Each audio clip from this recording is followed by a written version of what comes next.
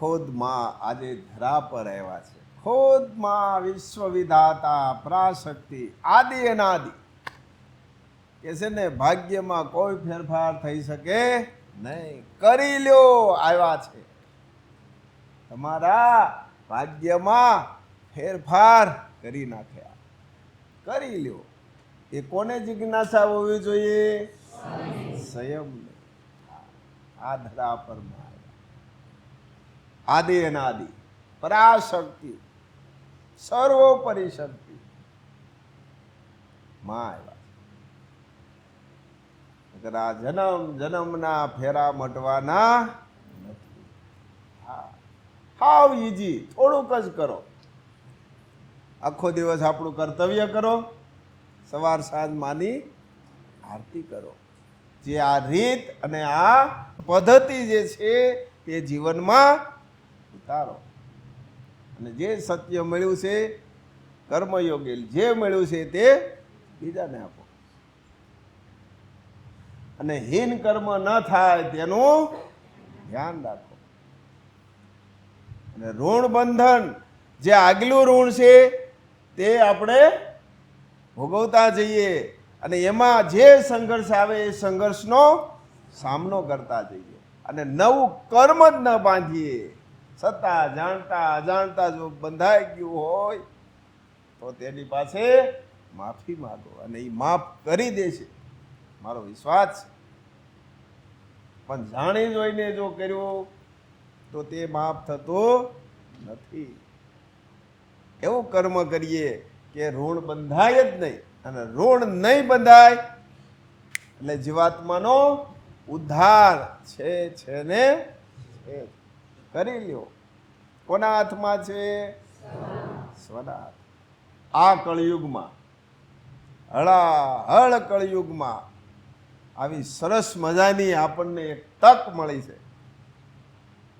તો આવી તકને જીવનમાં ઉતારી લે. જીવાત્માનું કલ્યાણ કરી લે. શરીરનું કલ્યાણ. શરીર તો એક દિવસ છોડવાનું જ છે ને. શરીર આમ તેમ ન થાય તે માટે આહાર વિહારમાં ધ્યાન રાખો. પણ જીવાત્માના ઉદ્ધાર માટે એના માટે કરી લે. આજે આપણે બધા કરીએ છીએ પણ શું કરીએ છીએ? શરીર માટે કરીએ છીએ. શરીર માટે કરવાનું જ છે પણ એથી ને વિશેષ જીવાત્મા માટે. જીવાત્માનું એને બંધન ન થાય તેના માટે કરી લે. જય માં વિશ્વંભરી. શ્રી મહાપાત્રના અનેક જન્મના કર્મની કમાણી થકી આજે વિધાતા સ્વયં આપણે આંગણે આવ્યા છીએ. આજે વિધાતાના આપણે ચૈતન્ય મૂર્તિ સ્વરૂપે દર્શન કરી શક્યા છીએ. એ જ વિધાતાએ આપણે સરસ મજાનો દેહ આપ્યો છે. અને એ દેહની અંદર અનેક પ્રકારની ઇન્દ્રિયો છે.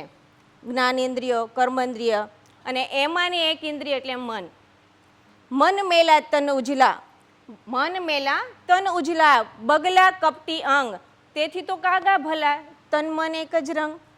આપને આ દેહ આપ્યો છે. આપણે બધાએ જોયું છે કે બગલો છે ને એ બહારથી એકદમ રૂપાળો હોય, સરસ મજાનો દેખાય, પણ અંદરથી એક કપટી હોય.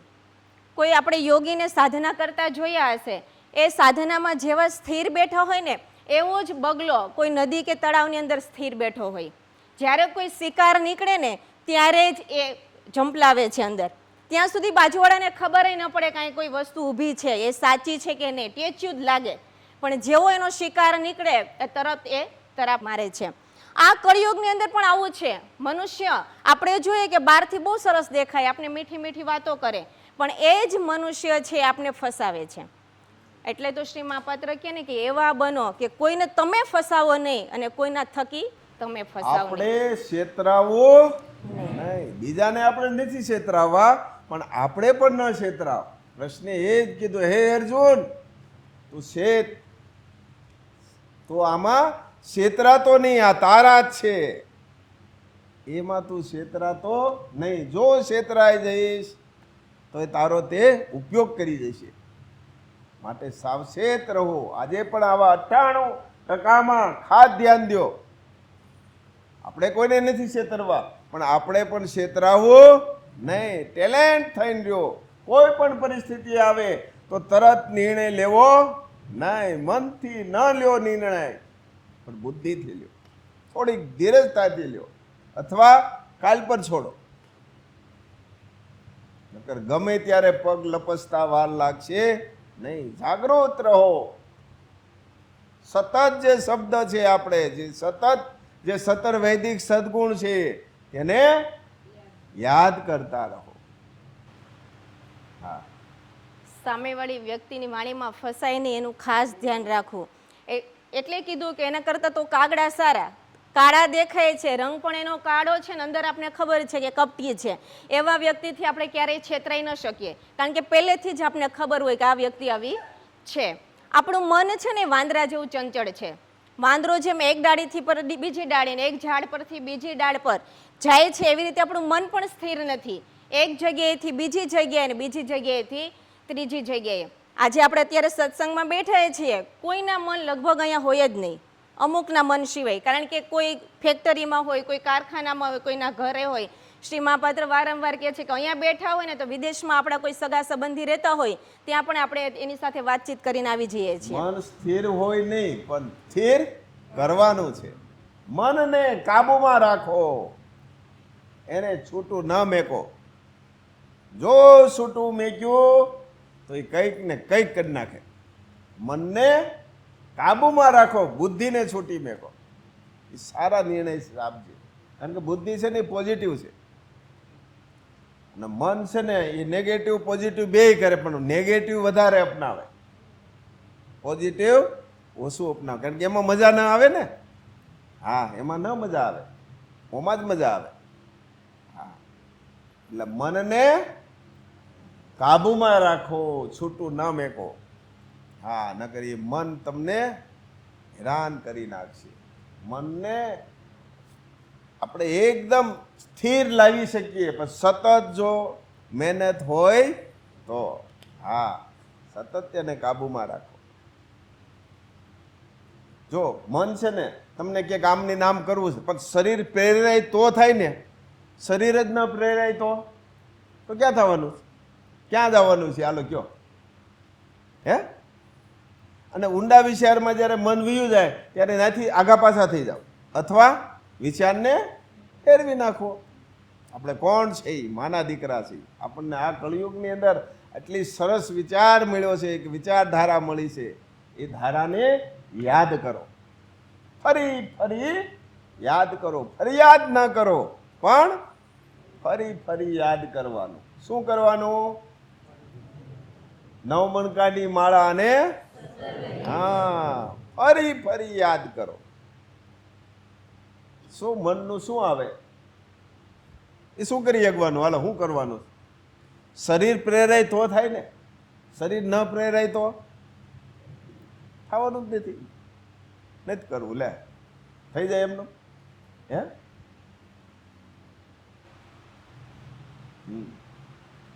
મન છે ને એ પવનથી પણ વધારે ગતિશીલ છે. આ શરીરની અંદર ઈશ્વર પછીનું જો કોઈ સ્થાન લીધું હોય ને તો એ મને લીધું છે. ઈશ્વર ધારે તે કરે અને ધારે તે કરાવી શકે, એમ મન પણ આપણા શરીરમાં ધારે તે કરે અને ધારે તે કરાવી શકે. સારા વિચારો, સારા કાર્યો કરી મોક્ષ તરફ આગળ પણ લઈ જાય અને એ જ મન અધોગતિ તરફ પણ આગળ લઈ જાય છે. એ મન સારા પણ કાર્ય કરાવે છે અને ખરાબ પણ કાર્ય કરાવે છે. આપણે શ્રી મહાપાત્ર વારંવાર કહે છે કે મનને છે ને આપણે લગામ સોંપી દીધી છે. આપણે એને કંડક્ટરની જગ્યાએ ડ્રાઈવર જગ્યાએ બેસાડી દીધું છે, અને જો એ ડ્રાઈવરની જગ્યાએ બેસે તો એક્સિડન્ટ તો થવાનું જ, એ શક્ય છે. થાય જ છે. આજે છે ને, થાય જ છે ને, થાય જ છે. એક ખરાબ કાર્ય કરાવી અને આપણે માર પણ ખવડાવે છે. આપણે ઘણીવાર એક વાર્તા સાંભળી છે કે કોઈ એક વ્યક્તિ છે, એક આંબાનું બગીચો છે ત્યાંથી પસાર થાય છે. સરસ મજાની કેરી આંબામાં જોવે છે અને એનું મન લલચાય છે કે આ કેરી મારે ખાવી છે. આજુબાજુ જોવે છે કે ખેતરમાં કોઈ છે, કોઈ હોતું નથી. એટલે એ ભાઈ ખેતરમાં જાય છે ને કેરી તોડી અને ખાવા જાય છે. ત્યાં ખેતરનો માલિક આવી જાય છે અને એને મારે છે. કાર્ય કોણે કરે એવું? મને. જોયું કોણે? તો કે આંખે. તોડ્યું કોને? તો કે હાથે. સ્વાદ કોણે લીધો? તો કે જીભે. માર કોણે ખાધો? શરીરે. કોઈએ ક્રિયા કરી નથી, મને ક્રિયા કરી, છતાં માર ખાય છે શરીર. એટલે ક્રિયા એ કરાવે છે ને માર શરીર ખાય છે. એટલે તો શ્રી મહાપાત્ર કહે છે ને કે મનને હંમેશા કાબુમાં રાખો. તો શું મનને કાબુમાં રાખી શકાય ખરું? હા, ઇતિહાસ તરફ ડોક્યું કરો, મીરાબાઈ, નરસિંહ મહેતા, ધ્રુવ, પ્રહલાદ, આવા અનેક ભક્તો છે કે પોતાએ પોતાના મનને કાબૂમાં રાખી, વશમાં રાખી અને શક્તિ સુધી અને ભગવાન સુધી પહોંચ્યા છે.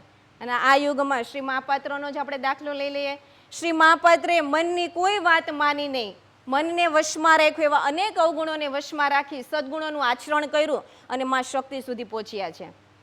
વળી પ્રશ્ન થાય કે આમાંથી બચવા માટે કોઈ ઉપાય ખરા? શાંતિ મેળવવા માટેના કોઈ ઉપાય ખરા? મનને શાંત કઈ રીતે રાખી શકાય એવો પ્રશ્ન થાય. તો મનને શાંત કરવા માટે પહેલો પ્રશ્ન શ્રી મહાપાત્રે સરસ મજાનો આપ્યો છે કે મૌન રહેવું. મૌનથી મનને શાંત કરી શકાય, કાબુમાં લાવી શકાય છે. બીજું છે ધ્યાન, યોગા, પ્રાણાયામ અને ઊંડા શ્વાસ. આના થકી પણ આપણે મનને છે શાંત કરી શકીએ છીએ. ત્રીજું છે પ્રકૃતિનો સહવાસ. પ્રકૃતિમાં રહીએ તો પણ આપણું મન છે શાંત થઈ જાય છે. કોઈ સારા ગરબા છે, કોઈ કીર્તન છે, કોઈ ભજન છે, કોઈ સારા પુસ્તકોનું વાંચન છે, આના થકી પણ આપણે મનને શાંત કરી શકીએ છીએ. અને સૌથી હમણાં શ્રી મહાપાત્ર સરસ મજાની વાત કરી કે એને કાર્યશીલ રાખીએ ને તો પણ શાંત થઈ જાય. એને હંમેશા મનને કાર્યમાં રાખવું પડે તો જ શાંત થાય. કયું કાર્યમાં રાખવું? હા, શ્વાસ લેવાનું. લાંબા શ્વાસ લે એટલે વાંદરાને છે ને તમે નિયણી બતાવી દો ને સડે ને ઉતરે એટલે કામ કર્યા રાખે. નહીં એમ મનને છે ને આમાં લગાડી દેવાય. કોણ? લાંબા શ્વાસમાં. ના અપાય, કામ આપો એને, પણ કયું આપવું? હા લે યાર, કર યાર. જોજો લાંબા શ્વાસમાં લઈશ ને એટલે તરત શાંત થઈ જાય. વિધા નાભીએ. હા એકદમ. બહુ બહુ આ પ્રેક્ટિસ આપણે પાડવી પડે અને એને પડાવવી પડે, કારણ કે પડી જ નથી. આ તમને અમુક પ્રેક્ટિસ નથી પડી થાય, પણ પ્રેક્ટિસ પાડી દો તો ઈઝી થઈ જાય. નસો બનતા નથી આવડતી બનાવતા, પણ એ પ્રેક્ટિસ પાડી દો તો સરસ બનવા માંડી જાય કે નહીં. 4 વ્હીલ નથી આગતા આવડતી, મોટરસાયકલ નથી આવડતો, પણ એને પ્રેક્ટિસ પાડો તો એક હાથે હાલ્યું જાય. મોટરસાયકલ હાલ્યું જાય ને, ગેરે ઓટોમેટિક બદલતા જાય, ઓલું જોવા પડે આમ ત્રીજામાં છે બીજામાં છે. એમ પ્રેક્ટિસ જો હરેક વસ્તુમાં જો પાડતા હોઈએ તો મનમાં નહીં પાડવાની, મનને નહીં પાડવાની.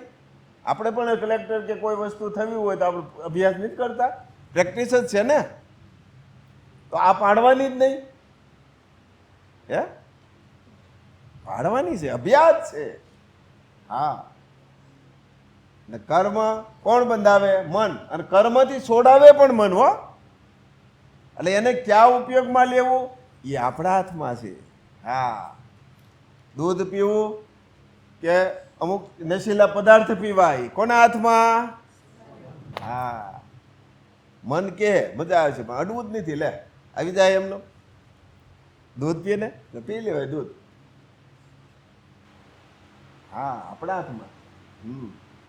શ્રી મહાપાત્રએ સીડીની વાત કરી, એના પરથી મને એક વાત યાદ આવે છે. એકવાર એક ભાઈને ભગવાન પ્રસન્ન થયા. હા લે ઘડીકમાં થઈ જાય. એને ભગવાને કીધું કે માંગ માંગ, જે માંગે ને તો આપું. તો ભાઈને એવું થયું કે માંગવાનું કીધું છે તો માંગી લઉં ચાલ. તે ભગવાનને કે મારે કંઈ કામ ન કરવું પડે ને એવું કંઈ આપો. એટલે ભગવાન માંગ્યું છે એટલે આપવું તો પડે જ. એટલે એણે એક ભૂતને ઉત્પન્ન કર્યું અને એ ભાઈને ભેટમાં આપી દીધું. હવે એને જોઈને તો એ ડરી ગયા કે હવે કરવું હું, પણ ભગવાને આપ્યું છે કાર્ય કરવા માટે ને એને કામ નહોતું કરવું એટલે એ લઈ ગયા સાથે. અને ઘરે જઈને જે કામ સોંપે ને એ કરી નાખે. મિનિટોનું કામ સેકન્ડમાં પૂરું થઈ જાય, અને કલાકોનું છે મિનિટમાં થઈ જાય. ભૂતને જે કામ આપે ને ફટફટ પૂરું કરી દે. હવે જલ્દી કરીને આવી જાય. જો કામ ન હોય તો ભૂત એમ કે હું તને ખાઈ જઈશ, એટલે એને કામ તો આપવું જ પડે. એટલે આમ વારંવાર કામ આપે ને ઓલો ભાઈ ડરી ગયો કે આને કામ નહીં આપવું તો થશે શું.